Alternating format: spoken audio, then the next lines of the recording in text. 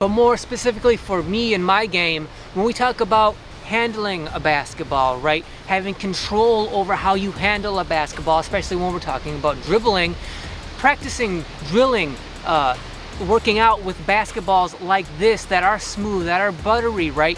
When you practice, intentionally with balls like this, that's how you can really improve your sort of hand-eye coordination with a basketball in terms of how you handle it. Because you got to pay closer attention, right? You have to focus more, because if you don't, this ball is going to get away from you because of how smooth it is. It's easier to handle a rubber basketball because it pretty much sticks to your fingertips.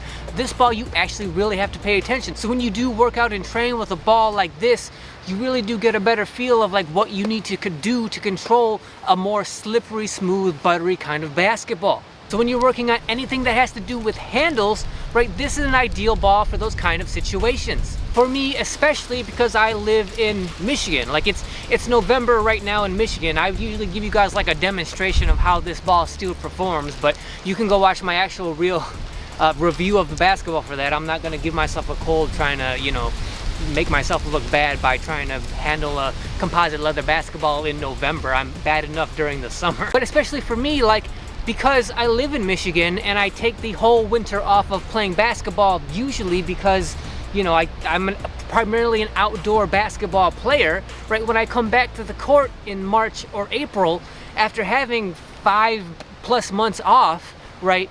And I know my handles, my dribble is gonna be rusty, and I want to bring it back as quickly as I can, this is a perfect ball to train and practice work out with, because if I can handle this basketball, if I can get my handles back, my dribble back with this basketball, then I know I definitely will have a much better handle with the rubber basketballs that I normally use.